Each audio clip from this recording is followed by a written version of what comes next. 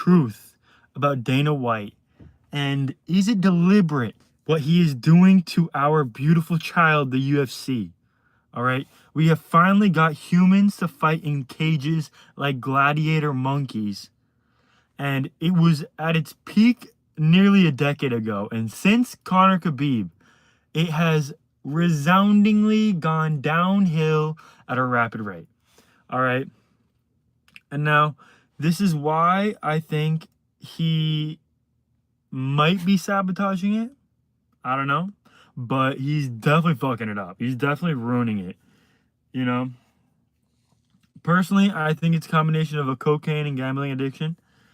And he is just so hyper-focused on other shit. Like, slap boxing was such a mistake. You know, and like the way he lies to us and says that slap boxing got like 20 million views or whatever is just like, you have to be drunk to believe that kind of stuff. You have to be an absolute like bumbling idiot to believe anybody's tuning in live to watch people slap each other. You know, unless it's literally people from like a third world country, or like, I know nobody that is tuning in to watch slap boxing or just whatever, the slap fighting. But what I do think he's doing is allowing the UFC to coast while he focuses on his gambling and cocaine addiction. The cocaine is a little shaky, but he's for sure addicted to gambling. You hear Dana White talk about gambling and his eyes light up like it's 2006 and the Iceman and versus Tito Ortiz is on the horizon. You know? So, I mean, it's either incompetence or deliberate. Like, it's hard to believe that somebody that had it so great and was doing so well is allowing it to slip between his fingertips. He's allowing it to slip between his fingertips. You know, he's allowing it to go through the cracks. Because in the next 3 years, all right, if something doesn't change rapidly, the next 3 years, the majority of the top 5 in every single weight class is going to age out. These people will be 40, okay? And he will be left with people without any star power. And so in the past, you know, it was mainly determined by their ability to actually like go up in the ranks and win fights. And it was truly the best of the best fighting the best of the best. All right. Today, you have somebody like Paddy Pimblett getting into the top 5 without any actual wins, without any resounding wins, without any real firm, like concrete, how should I put it, like evidence that he is world class. Like, there's no, he doesn't have the pedigree yet to justify being in the top 5, and Dana's just allowing these people to go into the top 5 because they can promote themselves. You know, if Dana White actually cared about the UFC and its rules, he would penalize this boring ass wrestling, this boring ass control over damage wrestling. He would penalize the people that like the people that do the butt scooting or like the submission over position. Like, he would penalize this shit, you know? But he's choosing not to. He's choosing just to let it coast, and he just focuses on drinking and gambling, you know? And that is making the top 5 turn into a bunch of dorks. All right, people that you don't want to see. The fact that Paddy Pimblett made it to the top 5 off of just like these shitty ass submissions, like, he's fighting a bunch of nobodies, and he's like if you let Paddy Pimblett submit you, bro, what have you been doing? What have you been doing? His rear naked choke isn't even that good. He still does like the 2005 like fucking. You know, the meta is to go hand behind the back, hand behind the back of the head like this and tuck it in his ear. You know, Paddy Pimblett still does this to where you can easily grab the wrist and like pull it down. You know, like, these people aren't even in the meta, you know, as far as MMA goes. And what I think a lot of it is he allows these people to get into the UFC. Whoever really like, it's really a war of attrition with the UFC, you know, because whoever can survive the longest off of these like $10,000 and $20,000 a year paychecks is going to rise to the top. You know, if you can just kind of like become a fan favorite, just kind of be a little bit entertaining, Dana White is going to reward you exponentially because he is too lazy to actively promote you. He gives you people like Nina Drama to talk to. Literally the most boring, don't give a shit about the fights woman. You know? If he actually cared, he would have somebody that's passionate about it, like me, like MMA Guru, like, you know, Ariel Helwani's just too much of a dork to like really get people riled up. But like, you need to get somebody that is actually willing to be antagonistic. There was a point in time where Dana White would straight up hate on you if you had a boring fight. He would straight up talk shit if you had a boring fight. I remember, I forgot who Jose Aldo fought, but Dana White was like, let's just pretend that fight didn't happen and move forward like Jose won. You know, because the judges completely robbed him. They completely robbed robbed Jose of the win. I believe it was Jose or it was Marlon Moraes. But one of the two. One of the two. You know? And like, I'm so pissed that he punishes people like Henry Cejudo for standing up for himself and trying to actually like be entertaining and trying to actually make a character of himself, because he has no help. He has no actual, like, he's not given any sort of an in or any sort of a lead or a foot in the door. He's just expected to completely do it on his own. And something you guys have to understand about these fighters is, if you're not genuinely being a piece of shit, these people are corny as fuck. They're terrible actors. They're like literally really bad actors. And when they try to act and pretend, you know, unless somebody stirs the pot and unless somebody eggs them on, they can't do it themselves. They're too honorable. They're too nice. They're too honest. You know? What they need is somebody that gets them talking their shit and gets the other person pissed, gets the other person upset. Like, I mean, if I was in MMA media, I would be looking at the favorite and trying to egg him on to talk shit about his opponent, you know? Just trying to egg him on. So Sean Strickland, why do you think that Dan Ige is such a pussy that you like how quickly do you think you can beat Dan Ige? He hasn't had very many impressive fights. He hasn't or his name's not Dan Ige. I forget who Sean Strickland's even fighting. They do this shit where they'll have a fight night and they'll have one star with co-mating with a nobody. They expect the star to win. And they're basically just feeding him to the wolves. They're feeding this nobody to the wolves, praying that, you know, he doesn't beat the shit out of the star. And the essence of it, when you get down to the brass tacks, it is laziness. It is lazy, boring promotion. Like, there's so many good fights for Sean Strickland. Why is he fighting this nobody? Is this guy even ranked? Like, Sean Strickland should be fighting Izzy again. That should be Izzy's next fight is Sean Strickland. I don't know why it isn't.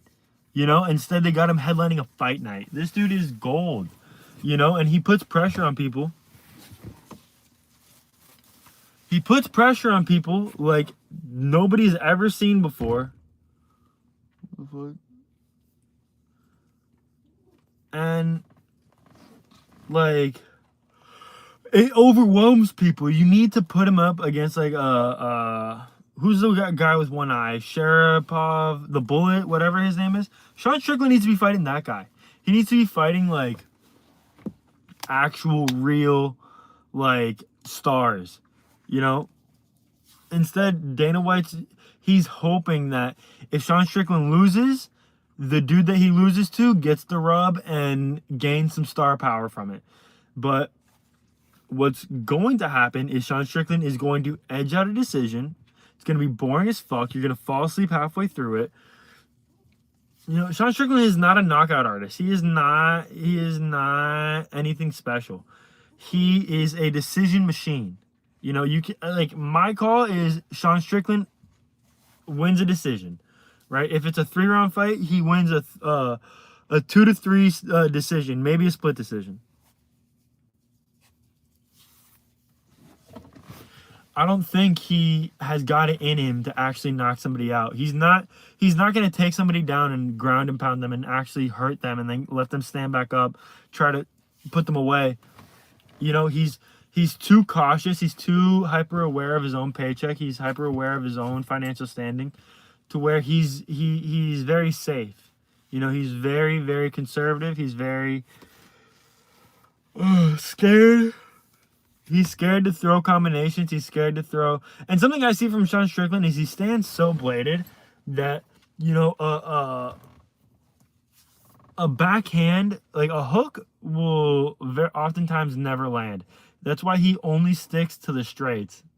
You know, if he stood more squared, like if he would bring that back shoulder more forward, he'd actually be able to land some hooks. But he doesn't, and he can't.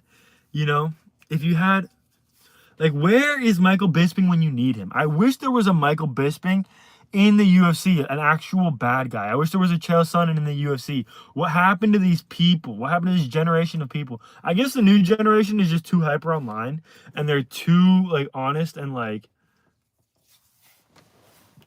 they're just too gay. They're just way too gay.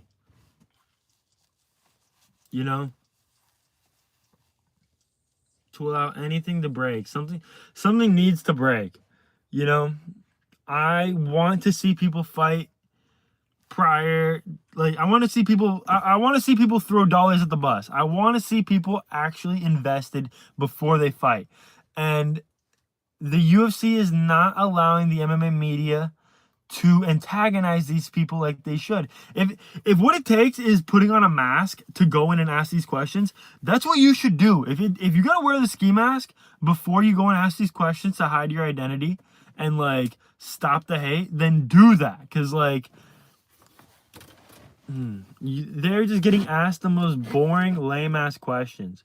They're not being incentivized to promote the fight in any meaningful manner. You know what I'm saying? Like, the Nina drama era needs to die. That era needs to die. I miss the time when Ariel Helwani was for real pissing people off. You know, like, he actually had Rampage pissed. He actually had Nate Diaz and Nick Diaz pissed off. Like, he would purposefully antagonize the fighters. And that's, like, as much as I find Ariel Helwani the most annoying weasel, like, that's what he did well. That's what he did right, was he would pit them against each other. You know, he would play both sides. He would pit them against each other. He would try to get the story going. He would try to stir the pot. You know? And, like, all it takes is, like, or, like, having them sit across the table from each other and having the interview. Those across the table interviews were so good. I don't know why they stopped doing that. They haven't done that in so long. You know, that would actually get people hyped for the fight. That would actually get people, like, riled up for the fight. Because, like, sitting across from somebody that you're about to try to beat up, you know, and having them say anything to you is going to piss you off. You know, because, like, in reality, the stakes are way higher than they make it out to be. You know, this person is trying to take food out of your mouth. He is trying to take your lunch. A loss in the UFC is devastating. It can set you back years. Can literally set you back years. And they do not do anything to exemplify the importance of these fights. You know, these guys train for 6 months preparing to go out onto the main stage. And it means nothing to me. It means nothing. You know? There's no way Dana White's not intentionally sabotaging this. You know? Or he's addicted to cocaine and gambling, which is very, very likely. Like, in all honesty, he is very likely just an addict, and he is more focused on his addictions than the UFC. Because when he was locked in, we got Conor versus Khabib. You know, we got Jose Aldo versus Conor. We got like, you know, all these big, like, and like Conor McGregor was great because he did a lot of it himself. But Dana White needs to do, like, he needs to understand that not everybody is a self starter like Conor. You know, but all these dudes are mean as fuck. All these dudes are willing to be mean. Anthony Smith is a nutcase. You had so much potential with Anthony Smith. You know, the fact that he's like crying in the ring saying, "You're hurting my family. You're doing this to my family." Like, there is so much potential there. You could totally set this guy off the edge. You know, you could totally make him lose his mind on camera prior to the fight and make it interesting. You know, if you saying that shit in an interview 2 days before he fought whoever the fucking Brazilian guy was, Johnny Walker, if Anthony Smith was crashing out like he did on Johnny Walker during the fight 2 days before the fight, I can promise you the viewership goes up 500%. You know, nobody tuned in for that fight because it was a snooze fest. Both of them are boring ass. Well, I mean, Johnny Walker isn't. He just kind of sucks because he blows his load too fast and ends up not doing shit. But like, Anthony Smith is such a gem, bro. He is so mentally unstable and weak. You could exploit that. You could easily exploit that. You know? And Dana White's just not locked in enough. He's just not focused in enough to like connect the dots. He'd rather have a porn star interview them and have edits of fucking like fighters flirting with her in front of her husband. I don't even know if that is her husband. I heard somewhere that she said that. I saw a video of her saying that it wasn't her cameraman wasn't her husband. So that makes it even worse. It's even lamer. You know, you got a single porn star flirting with these fucking fighters as for preparation for a fight, bro. Nobody wants to be aggressive with a lady. Nobody wants to start, you know what I mean? You need somebody antagonizing them. You need somebody stirring the pot. You need somebody actually getting them pissed at each other, you know? And it needs to be explicit. Like, it needs to be said. Like, the fighters need to understand that all of the questions are to get you to talk shit to your opponent. All right? This needs to be like the WWE. If you got to bring out fake chairs and fake tables and shit and do some acting, bro, let it be. Like if they had fake glass bottles or like some shit they could throw at each other, bro, that would be gold. Bro, Conor McGregor throwing the monster cans was gold, bro. Literal gold. That got you so hyped, you know? Whereas, like, bro, when Armin Sarukian headbutted Dan Hooker, it came so far out of left field. It was like, what the fuck are you doing, dude? What are you doing? You're just putting the whole fight at risk. You're just jeopardizing the whole fight. Whereas if they're just talking shit, you know, it gets them emotionally invested. You know, where like Armin Sarukian headbutting Dan Hooker was one of the dumbest moves. You know, because if he cuts Dan Hooker with a headbutt at the weigh-ins, bro, the fight's done. You can't fight with a cut. You can't fight with an open wound like that. You know? Whereas if he just called him a bitch, called New Zealand like an island full of pussies, or like, I don't know, bro, literally came from any angle, everybody would be so much more hyped for the fight. If you could do country on country warfare, you know, if you could get the Armenians versus the New Zealanders or the Kiwis or the fucking Australians versus the Russians versus the Americans versus Brazilians or the South Americans, bro, that would be gold. If you could get it Mexico versus US, the US versus Africa, the US versus Russia, that's where you actually like get people hyped about the fight, and it is low stakes. You know, talking shit about another person's country is so low stakes because it's not personal. You're not talking about their wife. You're not talking about their kids. You're not talking about their parents. You're not talking about, You know, like even their fucking dog. Like even Sean Strickland saying that Izzy fucks his dog is the type of low stakes shit talking that gets everybody emotionally invested that we need. You know, Conor McGregor talking shit about Islam and like the religion is the type of shit that gets you killed. You know, that's the type of shit that gets you murdered in the back streets. We need to avoid that. We need to avoid that kind of stuff and stick to the low stakes shit talking. Call him ugly. Call him busted. Say that he's got bad form. Say that you're more athletic. Say that you don't know who let him into that they let anybody into the UFC nowadays. Like, you know, you gotta say shit like this to get us emotionally invested. You gotta actually put something, like put your pride on the line. They're not willing to put their pride on the line. You know, when Izzy fought DDP, he was not talking shit, and when he lost, it wasn't as big of a deal because he didn't do his big dance. He didn't do his big showboaty bullshit. You know, it effectively like cock blocked the whole fight for us. It made it worthless. Whereas before, when Izzy was dancing and singing, it was corny and it was cringe. But if he lost, bro, it was like, oh my god, it was like, it's a big deal. It's actually a big deal. You know, if Izzy, if Izzy goes out there singing and dancing, if he does a 20-minute dance before and gets too gassed out, Leonda, hello, what up? What up, Leonda?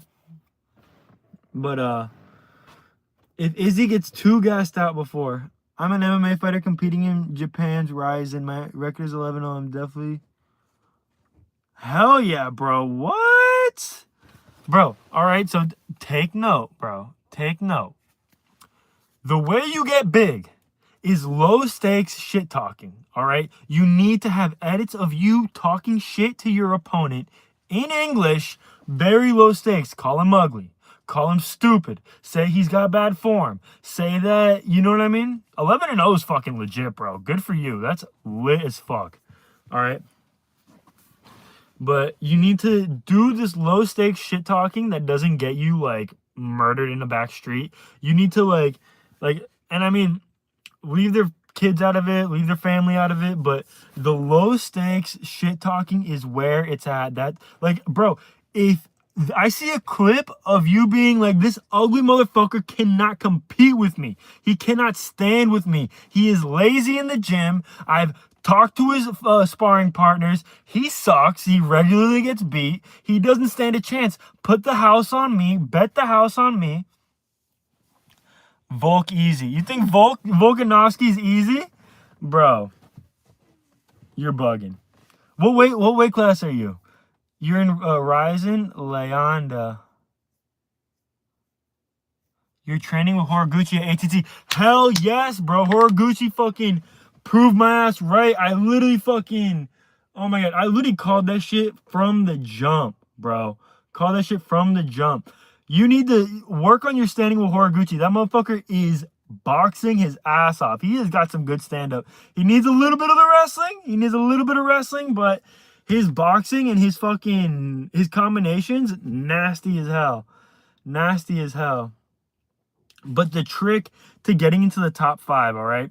The trick to getting into the UFC and getting into the top 5 is low stakes shit talking. You see Paddy Pimblett, he's like, he's a muffin. He's just a little mushroom. You know, he literally calls people like breakfast foods, bro. Like, you know, and it works. It works so well. He's nothing more than a little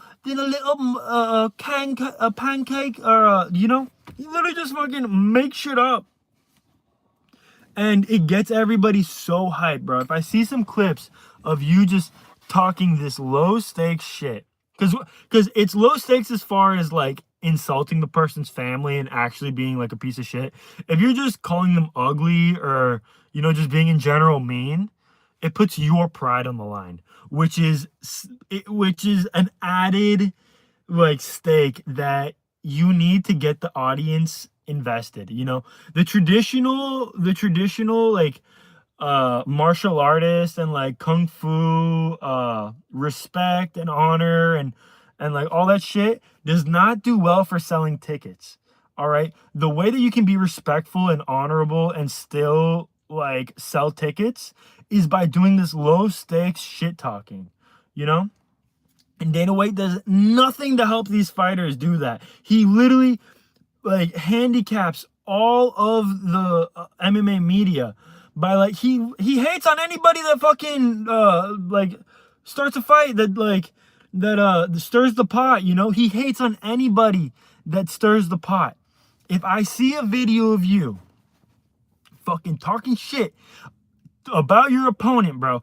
All right, perfect example. All right, I think it was bare knuckle boxing.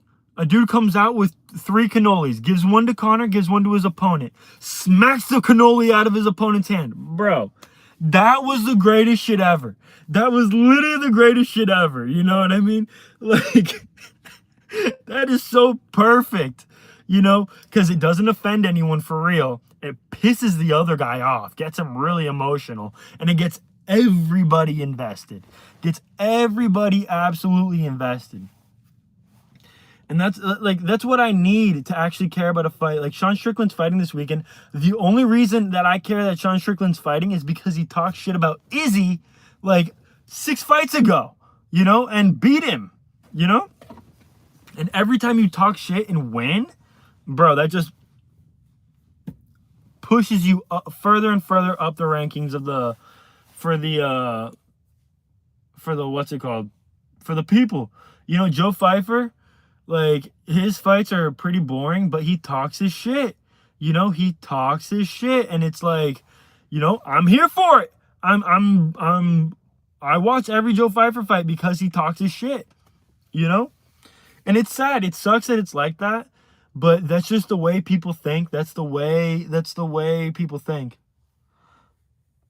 Saw Raul Rosas Jr. at Target today. Hell yeah, bro. I mean, I'm sorry for having to see that ugly ass in real life, but bro, good for you. That's sick. He's like a real dude. Taporia's a short dude. I know I can take him out.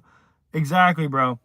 Literally make fun of Taporia. Be like, bro, he's literally itty bitty. I will, bro, stand on the outside and pop, pop, pop, pop, pop. You think he's gonna throw combinations at me? He's toast. He's literally done for. You know? Like, bro, I feel like it seems so obvious to me how to like get fans, you know, because that's what Connor did. He would just talk the most shit and then win, you know. Whereas if you're doing the work, if you're doing the training, is Dana racist towards Muslims? No, dude. Islam is literally a champion right now. Khabib was one of his greatest stars.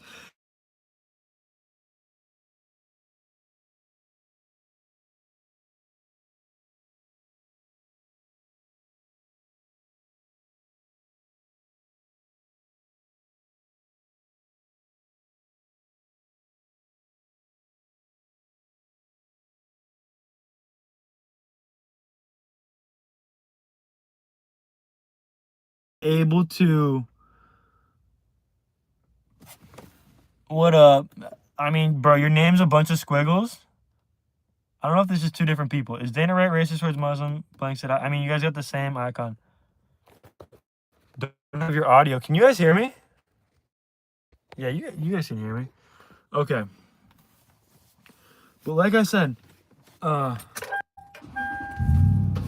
White's not racist towards Muslims. He's racist towards boring people. All right? And the way that you're not boring, you can have the most boring fight in the world. Take Sean Strickland, for example. Sean Strickland is a perfect example. All right? Literally the most boring fighter. I hated him so much prior to him saying that Izzy fucked his dog. You know, prior to him, what is your car? I drive a Lexus GX470 right now. Because, bro, gang Toyota. If you don't know, bro, I work on cars. Toyotas are like head and shoulders the best car on the market right now by a long shot, you know? But what was I saying? The only reason anybody cares about Sean Strickland right now is because he talked shit to Izzy that one time. That one time he talked shit to Izzy. And it made all the difference. Literally all the fucking difference. It is the craziest shit ever, bro. That nobody has caught up on the meta. Nobody actually knows the game. You know? if you can just harness that inner hate that you have. I've been test driving a few new cars. The electric setups with the touchscreens and shit ain't doing it for me. Yeah, bro. I just got my girl a GX 460 because, bro, I mean, like, you regularly see them with, like, 200,000 miles, 250,000 miles. I like driving my cars till the fucking wheels fall off, honestly. And, I like cars that work. You know, I hate a car that I have to work on to work pisses me off. You know, I have my car is throwing a 40 an HVAC code for a servo motor, but the AC blows ice cold. You know, the issues that I have in my 20-year-old car are so much less than the issues you find with like a 5-year-old Kia. You know, and it's got a V8, sucks a ton of gas, but it's quick. It is kind of quick. You know what I'm saying? Like, I would much rather have a Lexus. Bro, Lexus is so far on top of the game. If you can get a 20-year-old Lexus, bro, that is the move. I got it for the third row because I'm about to have another kid. But, like, if you guys want to see, let me see if I can. You see, I got that third row hanging up right there. Bro, that shit's gangster as fuck. I love the third row. UFC posted Ankalaevers Pereira 2 full fight earlier. Possible Pereira announcement incoming. Yeah, bro, he's for sure fighting on the. What's it called? On the White House card, I believe. I think he's fighting on the White House card. I mean, they have to be saving his ass for that. Because, I mean, he hasn't fought in so long, and he's the champ. And he's always ready to compete. He's always ready to fight. But, I mean, then again, he did fight like 4 times in a year, so he might just be taking a break, chilling. But his ass is UFC gold, and he's one of the ones that, like, he doesn't even talk shit. All he does is, like, you know what I mean? That's his shit talking. His fucking pretend shooting an arrow at you.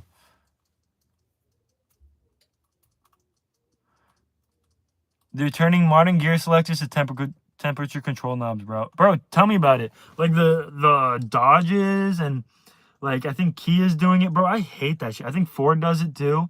That is the lamest shit. Because like, I mean, like this type of hang on. Oh, this is not what I meant to do. This type of gear selector is actually connected to the transmission. You know what I mean? Bro, look at this 20-year-old car. I got locking center diff, heated seats that work. I got downhill ascent. I got height control. I can switch between fucking sport and comfort. Bro, that shit is... And it works, bro. It literally still works. That shit is gangster as hell. You know what I mean? I love that shit. He low-key wins the heavyweight belt and retires. Bro, honestly, after seeing... what's it called? One Eye Stanley. Like, the fucking... The dude that got his eye poked out. What's his name? Heavyweight champion. After seeing him versus Cyril Gane, bro, like, I know as much as I hate John Jones whoops him in, like, T-minus 10 seconds. John Jones literally whoops fucking Fat Boy, whatever his name is. And I think Pereira whoops him too. If Pereira can resist his fat ass... Like, who the fuck's idea was that? And there's no notch anywhere to tell where the selector is pointing at. You literally gotta look at your screen to tell what gear you're selecting. Yeah, bro, tell me about it. Don't even get me started on new cars, bro. Don't even get me fucking started. The new GX 550s have like a twin turbo. They got rid of the V8s, bro. That is the gayest shit ever. And it's largely in part because the US has like these constantly constrained, like every year the emission standards get like more, like the emission standards get higher and higher, so they need to use these fucking twin turbos to push out more power. Bro, I have seriously considered going on LinkedIn and finding the phone number for the people at Ford, like the design team at Ford, and just cursing them out. Like I straight up could, bro, I could murder these people. They use like 7 different size bolts throughout the entire car. Toyotas, 10. Every single bolt in a Toyota is a Phillips or a 10. You know what I mean? You can take the whole car apart with a screwdriver and a wrench.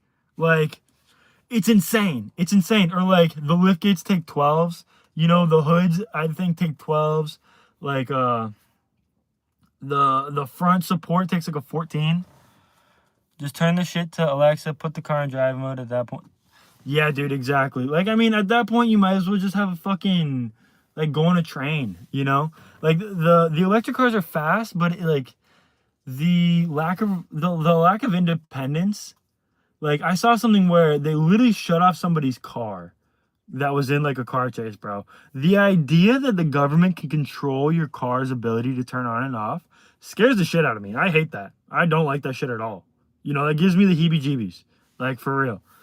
The fact that I can jumpstart my El Camino with a screwdriver and I'm basically on a 4-wheeler just fucking down the open road, bro, that is so liberating. It is such a beautiful, like, it is so beautiful. They perfected cars in like the 60s.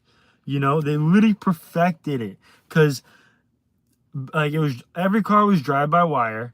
You know, you step on the gas, it literally is connected to a cable on the engine that literally throws more gas into the engine and makes it rev. You know, like if you don't shift gears, you'll blow it up. You know? Takes a little bit more responsibility. Of course, the invention of ABS and the invention of like airbags and like this shit is important, like crumple zones and shit. But like, dude, who gives a fuck, dude? The disconnect that the more disconnected you are from the steering wheel of your car to the wheels on the ground, the worse the car gets. Bro, I've been saying this for years. Like, cars, people have been trying to make cars cosplay as a phone for decades. People want their car to be their phone. You know, like, why the fuck does my car have a map system? You know, all right, maybe in 2006 when it wasn't common, but right now everybody has a map on their phone. Every single person has a map on their phone. All you need is Bluetooth. That's all you need is Bluetooth. Fucking designed a tablet with wheels and an engine. Yeah, bro. They're trying to make every single car a fucking iPhone, and it's stupid. But all right, back to fighting. The only reason anybody watches Sean Strickland right now is because he talked shit to Izzy that one time. If he doesn't talk shit to his opponent like this, then like, bro, nobody's gonna watch and nobody's gonna care about anything he has to say or do. You know what I'm saying? Bro, I watched your J-Rob video a long time ago. What's up? Bro, what is good, dog? Hey, bro, if you're from the J-Rob era, bro, you knew me when I was like a fucking kid, bro. I was like, I was like 15, 16? Like, I don't even think I was driving then. Bro, that shit was... J-Rob is one of those things that, like, still sticks with me. It's like, even when I was in college, it was like... I mean, in college, the intensity was different and there was a lot more on the line. But I have never had to do, like, that level of intensity and training ever again. The 4 times a day, having to fucking force yourself to eat, you know, force yourself not to get fucking mat herpes, taking all these pills so that you don't get mat herpes, you know, wrestling against kids from all over the world. Like, bro, there were kids from Japan, there were kids from New York, there were kids from California, Pennsylvania, Utah, Colorado, Florida, Texas, Wyoming, Wisconsin. Like, bro, it was... I don't think he's doing it anymore. I don't think Jay's doing it anymore. And bro, just listening to Jay talk was such an experience. You know, listening to an OG like that was actually an Olympian, right? Like, that was such an amazing experience. I wish I could do that shit again. What a fucking guy. What a fucking guy. I wonder what he's doing. And it's funny, bro. Jay's not a car guy because he used to drive a Jeep Wrangler with the doors off. Like, this shit's so funny. And he used to listen to fucking Lady Gaga on the way to the practice. Like, when he would pull up, you could hear him playing fucking Lady Gaga and shit. Damn, no way. Seeing people with the I Did It shirts or whatever was scary. But, bro, I'm telling you, that shit, like, I wore it to a couple tournaments. That shit put the fear of God in people. Like, really put the fear of God in people. I lost my I Did It shirt. My mom fucking threw it away when I was in college. Bro, I'm still tight about that. I'm still so heated about that. But I definitely got the shirt. And I definitely got the picture. I definitely fucking did the fucking whatever half marathon. We had to run it was like 15 miles, bro. That shit sucked. And it was like the day we were supposed to do it, it was like, I don't know what happened. It was like raining or some shit. So we had to push it to like literally the day we were supposed to get on the plane. We ran a half marathon. It was like we started running at like 5 a.m. and my flight was at like 3 p.m. So like we had to fucking run this half marathon, get back to our room, pack all our shit, and fucking get on a bus and go.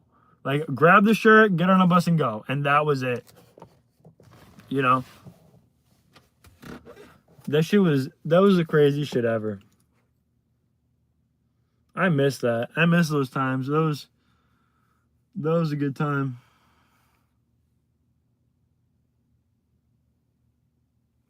I wouldn't talk shit about Dana if fighters' pay were actually decent. If you're paying your fighters good, at that point, you got to criticize them for being uninteresting. Bro, the real issue is that he stopped letting them get sponsorships. He stopped letting them get sponsorships because when they were getting sponsorships, they were millionaires. They were making millions of dollars by having, like a fucking Bud Light logo on their ass or like, a Nike logo on their ass. Like, ever since the Reebok deal really fucked up the UFC.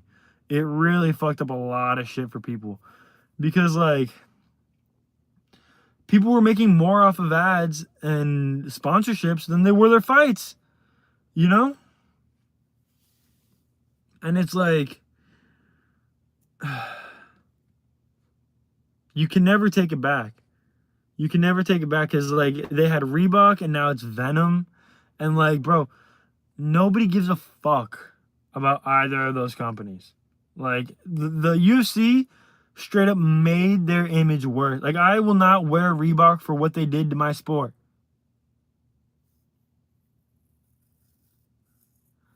That's like saying, but if they're getting CTE for 30 to 50,000 if they win, while you're raking in the millions, I don't know if you got much ground to stand on. That's like saying, be more interesting. I couldn't buy a Bugatti this February. Yeah, dude, literally. Bro, the tap out era was goated, bro. That shit was goated because the only people that were actually fighting were like piece of shit, like mean fucks. You had like, fuck. Well, who's the dude with the butt chin? I can't remember his name. Fucking off the top of my head, the dude with the butt chin. Fucking man, he was never a champion. He was really excited. He was a little guy too. He was like a 25. Oh, Uriah Faber. Yes, bro. Uriah Faber, bro. The Uriah Faber era, bro. The fucking God, my CTE is getting the best of me right now. How can I not remember these people's names? Uriah Faber. Who's the dude that would dance around and like fucking, he was injured every like 4 months. He got his ass beat by Henry Cejudo. He's a commentator. Bro, that era of fighter, bro, those were little guys. Those were like itty bitty little guys, and people were getting hyped to see them fight because they were putting that shit on the line. They were putting it on the fucking line. And it's like, what are we doing, you guys? What are we doing different? All right. They're not getting antagonized by Ariel Helwani. They're not making money off their own fucking ads. Because like when you're getting your own sponsorships, all of a sudden now you care about like how you look during your fight. If you got these boring lame ass fights, no one's gonna sponsor you. No one wants to sponsor the fucking snooze fest guy. The dude that just Dominic Cruz. Yes, bro, Dominic Cruz. Bro, Dominic Cruz was such a fucking flash in the pan. Like he fought like once every 3 years, bro. Cause like I think what it actually was he was too autistic and would go too hard in training and injure himself. You know, which is an issue a lot of fighters have, where they just completely blow their load in the gym. Like you have to be really really smart and really like. You have to be really smart to be able to spar without causing you or your partner damage. You know, when you're sparring and you're actually causing people damage, because like, bro, the hard part about sparring, the difficult part about hitting somebody is getting your feet in the right position, because you throw a punch the exact same way. You know, punches are thrown the exact same way. The only difference is the dance. You know, tricking him into moving left when you're moving left and catching a hook or whatever, you know, whatever it is, doing fakes, doing setups, doing like this is the hard part, is the actual dance. You know what I mean? And Dominic Cruz, I feel like he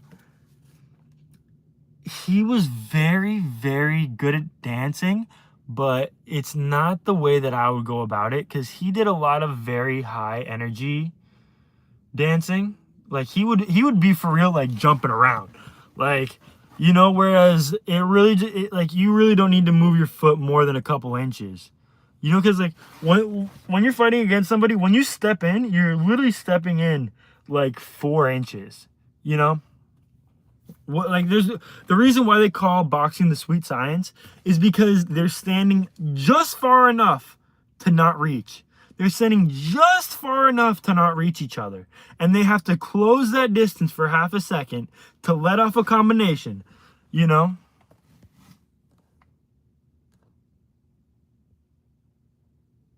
You mean 8 inches, bro? What? Was that a gay joke? Bro.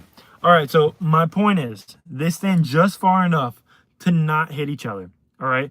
And like as pressure builds, somebody has to back up. Like when they get close enough to actually land, that's when it gets scary. That's when you're in the pocket. You know what I'm saying? And Dominic Cruz would do all this dancing from like a size joke, but oh well. All right. But what I'm saying, when you're in the pocket is when it actually gets exciting. That's when it actually gets fun. You know what I mean? Dominic Cruz would do all his dancing from like too far away to actually land anything. You know, he'd hop over here, he'd hop over there, he'd hop over here. And then when he actually jumps into like distance, it's like, bro, you've already wasted so much energy. Like, I think that's what happened to him against Henry Cejudo. He was just gassed out. He just got gassed out. You know, he lost his composure. Got his ass beat by a midget. You know, and Henry Cejudo, bro, what another one, bro. What a fucking waste. He was on top of the world, literally beating everybody. Takes 3 years off. Like, I like Mike Tyson, but he gave Henry Cejudo some of the worst advice. Because Mike Tyson talks to other fighters like they're Mike Tyson. You know? In the 80s, celebrities were so different. It was so different, and the competition in boxing and like fighting was so, it was a world, it was a different world. It was a completely different world. You know? Because when Mike Tyson went to jail and his next fight back was like his biggest fight ever. You know? So he was thinking like, if you retire, everybody's going to be anticipating and waiting for you, not realizing that the new day and age is like everything moves so fast that you can't just wait around and like waste your prime. You know? Henry Cejudo wasted the best 3 years of his life. Like, he was straight up a champion and retired after only like 3 defenses. You know, it's like, it's honestly, it hurts my heart. It really, really hurts my heart to see the waste that Henry Cejudo, like fucked that whole thing up. He worked so hard, Olympic gold medalist, UFC world champion. He was triple C, literally triple C, beat Marlon Moraes. And he ruined it by taking Mike Tyson's advice and retiring at the peak of his game. You retire after your first loss. Like, if that's your mindset, right? You take a loss, you retire for fucking whatever, 6-8 months. You call it a retirement. You know, you never get out of the testing pool, and then you get into another fight. Then you challenge an up and comer. You challenge somebody that has got like some legs on him. You know? Henry Cejudo just fucking walking out after like 3 title defenses. Dude. Ugh. It hurts. It literally pains me. He beat fucking Mighty Mouse, dude. He literally whooped Mighty Mouse. Not whooped him. It was like arguably a split decision. He'll probably come back if someone throws money at him. Bro, but I don't think Henry Cejudo competes in the top. I don't think I mean, if he was a 25er, all right. Henry Cejudo wins the 25 division right now, I believe. I truly believe that he would win the whole 25 division. All right. But at 35, at 45, bro, he just doesn't stand a chance. He beat a washed up, who's the dude that fucking dislocated his arm during the fight?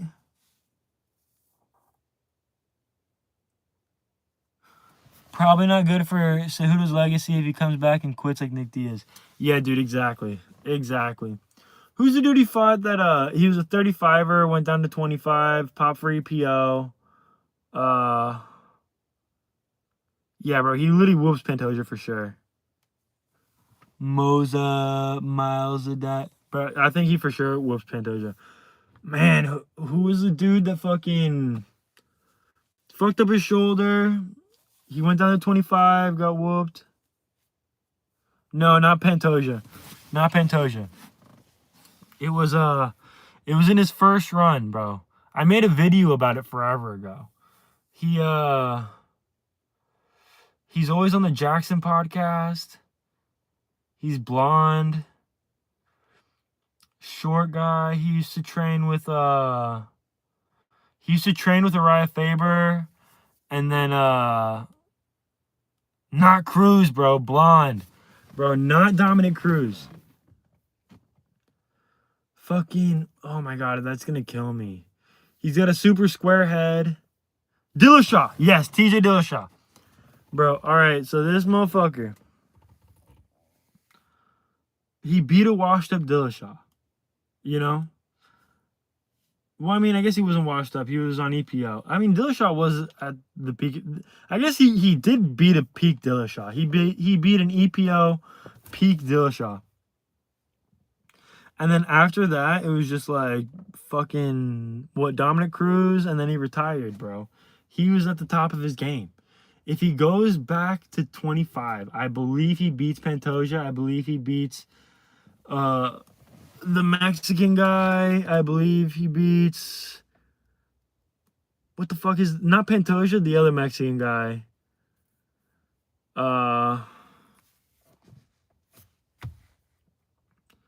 Dude, why do I suck with names? I'm so bad at names. Man. IDK, why people rate Dillashaw so highly? He was barely surviving against Glass Shin Garbrandt. Bro, there was like a straight up like 6 to 12 month period where Cody Garbrandt was a fucking savage. He was insane. Like, literally some of the cleanest in the pocket boxing I have seen in the UFC to this day. You know? Like, some of the cleanest boxing. You know? But, like, he fucking blew his load. He blew his load, absolutely. Bro, that's another one. Cody Garbrandt was such a fucking flash in the pan. he was leagues above everybody else for like 6 minutes. You know, him versus Cruz was a masterclass. Him versus Dillashaw was a fucking masterclass. That shit was beautiful. I think he lost against Dillashaw, but like just like that era, the way that they would go in and out of the pocket and be able to throw like 4 and 5 punch combinations, it resembles Ilia Topuria. It really, really resembles Ilia Topuria. Like, and that's why Ilya gets me so nostalgic, bro. You see Ilya, and it just reminds you of fucking a prime Garbrandt, a prime Dillashaw, a prime Cruz, like a prime Faber, you know? The California Kid. Excuse me. But yeah, bro, if you're in this, like the video, bro. Hit me up. Help your boy out, bro. I'm trying to get this streaming thing off the ground. I'm trying to keep you guys entertained. I love you guys. But, bro, a prime Cody Garbrandt was... I'm confident prime Garbrandt would beat Topuria if he don't get taken down. Yeah, bro. Literally, bro. A prime Cody Garbrandt fucking mops a fucking Ilia Topuria. Because, like, dude... When I watched Cody Garbrandt, I was like, oh my God, this is somebody with, for real, zero load up. Like, for real, he was the first time I saw somebody throwing punches without, like, you know, loading up. It made something click in my head. I was like, oh my God, dude.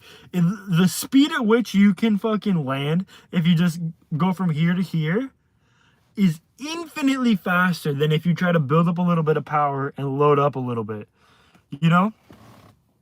In my experience in sparring and stuff, it is only worth it to load up if it's in the pocket during, like, while you're moving your head. You know, you need to use your head movement.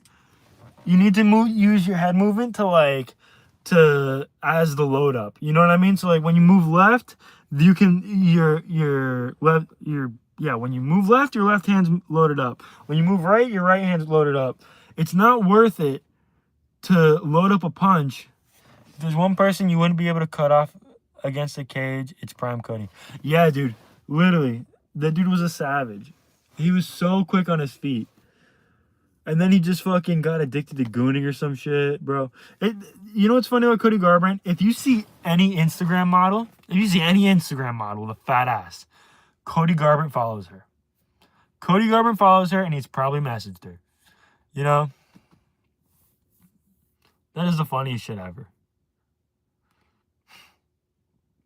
And I'm so happy Brian, T-City, what's his name? Brian Ortega. I'm so happy Brian Ortega never became a champ, because that style of fighting was so gay. I hated that shit. That fucking triangle jiu-jitsu shit. Like, bro, jiu-jitsu, I'm so happy the jiu-jitsu era has died.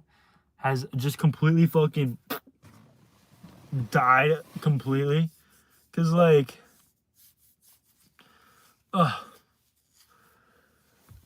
It's so boring seeing people butt scoot. The whole butt scooting era, the whole fucking... God, what was that one guy's name that was like... He was a 55er and everybody was scared of him because he would literally just butt scoot towards them. Get like heel hooks. He would go for a heel hook. The first thing he would go for was a fucking heel hook, bro. That shit pissed me off.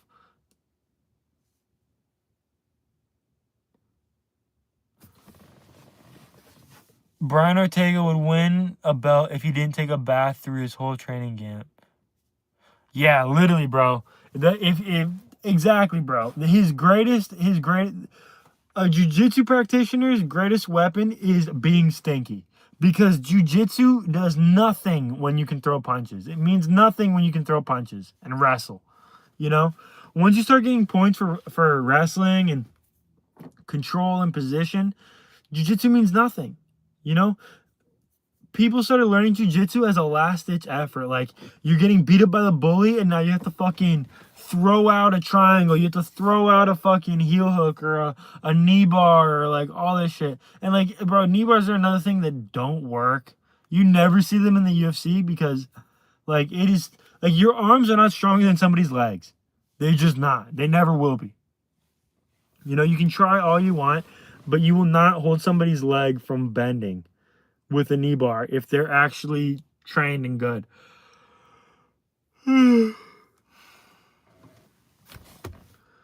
I'm so happy Brian Ortega didn't win a belt. And I'm so happy that Max Holloway beat the shit. Like, literally put a fucking clinic on his ass. Because, like, that. Because Brian Ortega wins a belt. Now you have a whole generation of kids that are like, oh, the way to win fights is if you just fucking scoot on your butt. Bro, I don't like Ryan Hall, bro. I can't stand that shit. He's another butt scooter, bro. It's like he goes like offensive BJJ is an oxymoron because in order to execute a submission, you for the most part have to give up all position. You know, it's basically a Hail Mary. You know, because like if the submission doesn't work with a heel hook, you're underneath them. With a triangle, you're underneath them. With an armbar, you're underneath them. You know, with all of these submissions, you're effectively giving up all position in order to let this person, like, in order to try to end the fight. Yeah, bro. Yeah, he's a fucking nightmare to fight. Yeah, I agree he's a nightmare to fight. But, like, once people figured out the meta, and he got knocked out, like, viciously, like, bro, I remember, I forgot who he fought, but, like, somebody trapped his, I think it might have been Ilia Topuria, like, literally got him in a takedown, trapped his arm, and just beat his head into the ground, like, 10 times, like, literally, like, on some crazy shit, bro. Literally changed that man's life for, like, changed the course of that man's life. You know? And the UFC is so much better with less BJJ. Like, let it be a threat. Let it be there. Let it, like, be an element to the fight that you need to adjust to. But don't let it be the dominant, like, because you're not, because a submission attempt does no damage. Short of a crucifix, you're in shitty position. Short of a crucifix, you're in shitty position. Or, like, wrist locks don't work in the UFC. Like, you can do wrist locks from like, mount. You know, there's mounted wrist locks. There's mounted, you can do a mounted triangle. And, like, a rear naked choke is so good because it's one of the only chokes where you don't give up position. You know, you take their back and you have their back. And you use that to submit them. But, like, bro, pretty much anything else is fucking bunk. Like, literally fucking bunk.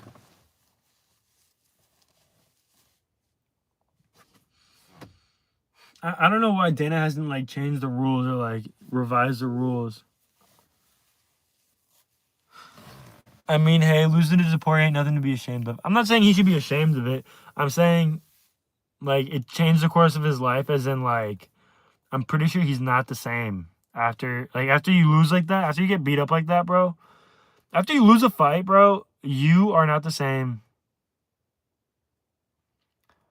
What about arm bars and arm triangles? Arm triangles you can do from side control, and that's, like, that is decent. But an arm bar, bro, like, if the arm slips out, you're in terrible position.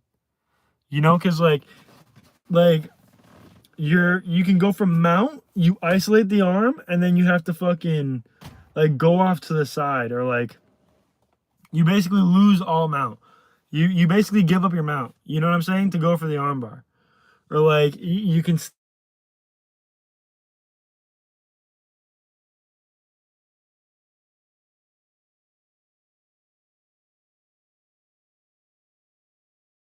Alright, boys. I got my... Alright, boys. I got my... 2 seconds. Call me up. Alright? I was trying to get him earlier, but... I'm about to start it. I'm about to start it in, like...